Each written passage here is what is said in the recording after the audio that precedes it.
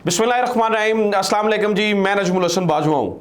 नाज़रीन किराम, 4 बड़ी खबरें हैं इस वक्त मेरे पास आपके साथ शेयर करने के लिए। एक, इमरान रियाज भाई के बारे में आज अल्हम्दुलिल्लाह बड़ी अच्छी मालूमात सामने आई हैं। बड़े लंबे अरसे के बाद अच्छी मालूमात सामने आई हैं। आपको पता है कि मैं इस तरह की वीडियोस नहीं किया करता, क्योंकि बड़ी देर से इमरान रियाज जो हैं वो 5 महीने हो गए तकरीबन जो है ना वो कैद में हैं या फिर नामालूम जगह पर हैं, हमें अंदाज़ा नहीं है। तो मैं उनके लिए कोई खुशखबरी का लफ्ज़ इस्तेमाल नहीं किया करता।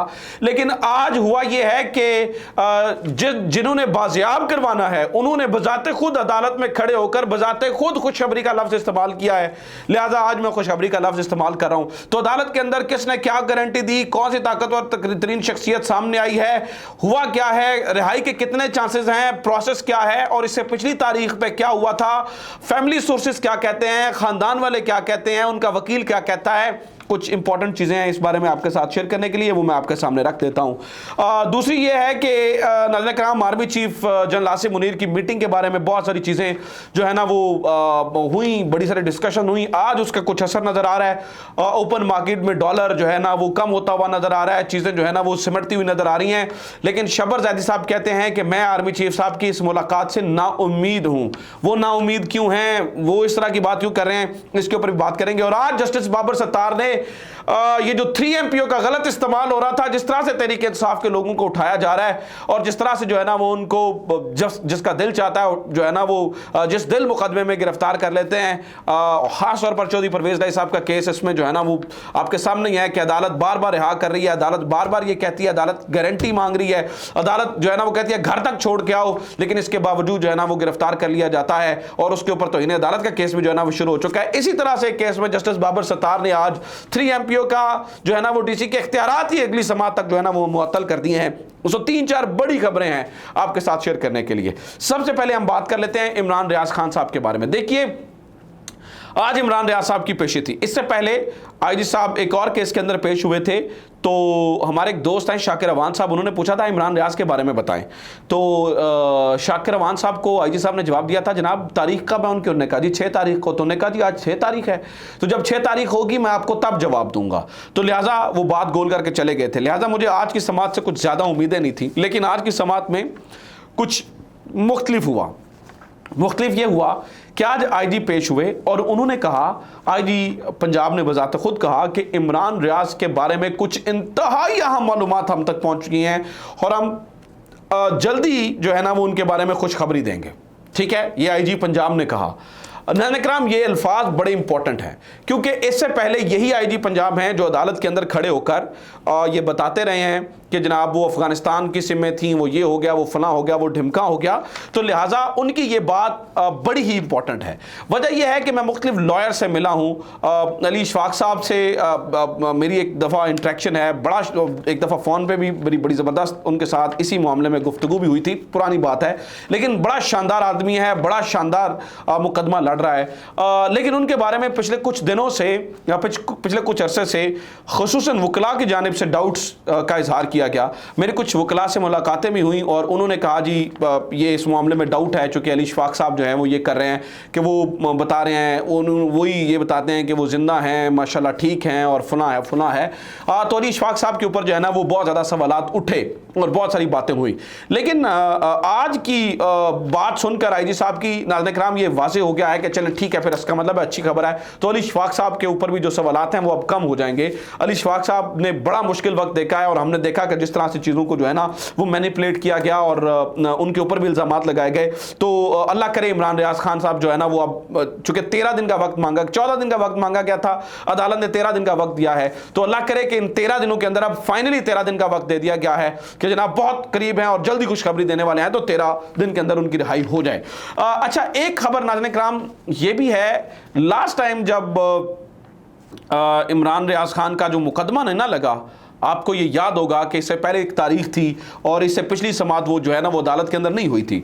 तो मैंने इस मामले को थोड़ा सा बजाते खुद इन्वेस्टिगेट करने की कोशिश की और मैंने कोशिश की कि मालूमात ली जा सके क्या जज साहब जो है वो इस बारे में इंटरेस्टेड नहीं है, चीफ जस्टिस साहब इस बारे में इंटरेस्टेड नहीं है, पूरी कौम इस बारे में पूछ रही है इमरान रियाज। अब यकीन करें हम किसी भी महफिल में जाते हैं, कहीं भी जाते हैं, लोग सबसे पहला सवाल ये पूछते हैं इमरान रियाज कहां पर है, इमरान रियाज का क्या बनेगा, इमरान रियाज के बारे में कुछ मालूमात है।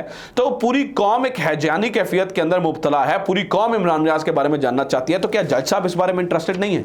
तो जब हमने इन्वेस्टिगेट किया, जब मैंने इधर उधर से पता चला, तो मुझे पता चला कि शायद जो है ना वो जो पिछली तारीख जो नहीं उसके ऊपर जो है ना वो समाअत हुई उसके अंदर म्यूचुअल कॉन्सेंट थी।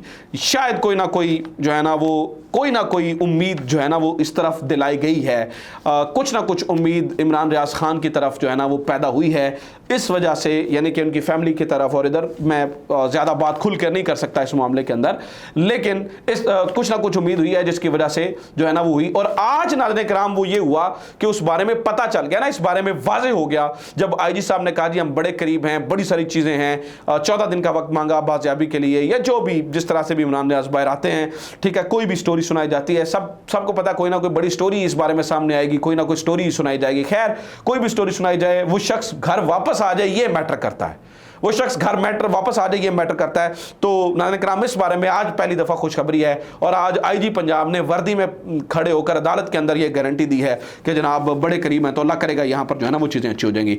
दूसरा, आर्मी चीफ साहब के बारे में मैंने कहा था कि उनके बारे में जो है ना उनकी मुलाकातों के बाद काफ़ी ज़्यादा चीज़ें जो है ना वो तब्दील हो रही हैं। तब्दील ये हुई कि 2 दिनों के अंदर ओपन मार्केट के अंदर जो डॉलर है वो 12 रुपए गिर गया है। देखिए आर्मी चीफ की इन मुलाकातों ने असर दिखाया है। हुआ 2 चीज़ें हुई हैं। एक तो ये हुआ है कि जो स्मगलिंग कर रहे थे या जो डॉलर स्टोर किए हुए थे या जो भी इस धंधे में मुलव्वस थे उनका हौसला टूटा है और कारोबारी हजरात का जो हौसला है वो बुलंद हुआ है। सो उसका फ़र्क भी नज़र आया कि आर्मी चीफ की इन मुलाकातों का असर पड़ रहा है। लेकिन सवाल यह है कि क्या ये असर जो है वो वक्ती है, आर्जी है, या मुस्तकिल तौर पर जो है ना वो इसका फर्क पड़ेगा, ये देखना बड़ा जरूरी होगा, ये जानना बड़ा जरूरी होगा। तो इसके ऊपर कुछ और चीजें सामने आई हैं। देखिए शब्बर जैदी साहब ने शाहजेब खानजादा के प्रोग्राम में बैठकर ये कहा है, उन्होंने कहा जी मैं इन मुलाकातों से अगर पर्सनल तौर पर बताऊं तो मैं कोई ज़्यादा पूरी उम्मीद नहीं हूं। वजह यह है कि शब्बर जैदी साहब उस सेटअप का हिस्सा थे जब जनरल बाजवा जो हैं वो मुलाकातें कर रहे थे बिजनेसमैन से, और इस बारे में बहुत सारे लोग, अबसार आलम साहब ने भी इस बारे में कहा है जी ये जो बिजनेसमैन हैं ये क्या करते हैं, ये बस सुहाने ख्वाब दिखाते हैं और इस तरह की बातें करते हैं। शब्बर जैदी ने कहा जी मुझे लगता है कि चीफ को जो है ना वो प्रॉपरली एडवाइस नहीं किया गया इस मामले के अंदर, तो ये इसका कोई बहुत बड़ा देर पा फ़ायदा नहीं होगा, ये शब्बर जैदी कह रहे हैं। अबसार आलम के भी यही ख्यालात हैं, लेकिन मैं फिर भी पूरी उम्मीद हूँ। मैं कहता हूँ चलें यार पाकिस्तान के हक में कुछ तो बेहतर हो, अगर थोड़ा सा कॉन्फिडेंस बिल्डिंग होती है, थोड़े जो है ना वो बिजनेसमैन जो हैं उनके ख्यालात बदलते हैं, पाकिस्तान की इकॉनमी की सिचुएशन बदलती है, तो हमें इस मामले के अंदर जो है ना वो पूरी उम्मीद होना चाहिए। लेकिन नाज़रीन किराम जो है ना वो एक चीज़ जो शब्बर जैदी ने कही वो बड़ी इंपॉर्टेंट है और मैं कोट अनकोट आपके सामने रख रहा हूँ। वो कह रहे हैं जी जो भी इदारा इस वक्त मईशत ठीक करने की गारंटी लेगा कल अवाम उससे नाखुश होगी। खैर उनने तो कोई और लफ्ज़ इस्तेमाल किया था, लेकिन वो कह रहे हैं जी अवाम जो है ना वो कल अवाम जो है ना वो उनसे सख्त नाखुश होगी। लिहाजा उनका मशवरा था, यानी कि जो शब्बर जैदी कह रहे हैं उनका मशवरा है कि आर्मी चीफ इस मामले में ज़्यादा जो है ना वो ना आए या ज़्यादा इनकी बातों में ना आए बिजनेसमैन की, क्योंकि ये मुफाद परस्त टोला है, ये मुफाद उठाता है, इस तरह की बातें। खैर लेकिन मैं फिर भी पूरी उम्मीद हूँ शब्बर जैदी और अबसार आलम की बातों के बावजूद भी कि अल्लाह पाकिस्तान के हक में अच्छा करे। अच्छा ये हुआ है। इसके अलावा नाज़रीन किराम अनवार उल हक काकड़ साहब ने कुछ इंटरनेशनल मीडिया से गुफ्तगू की है, वो बड़ी इंपॉर्टेंट है। वो मैं ये चाहता हूँ कि 2 फिक्रें सुने, आपको अंदाज़ा हो सके कि एक हमारे जो वज़ीर-ए-आज़म है उनकी कंपिटेंस क्या है और दूसरा ये है कि वो क्या इरादा रखते हैं।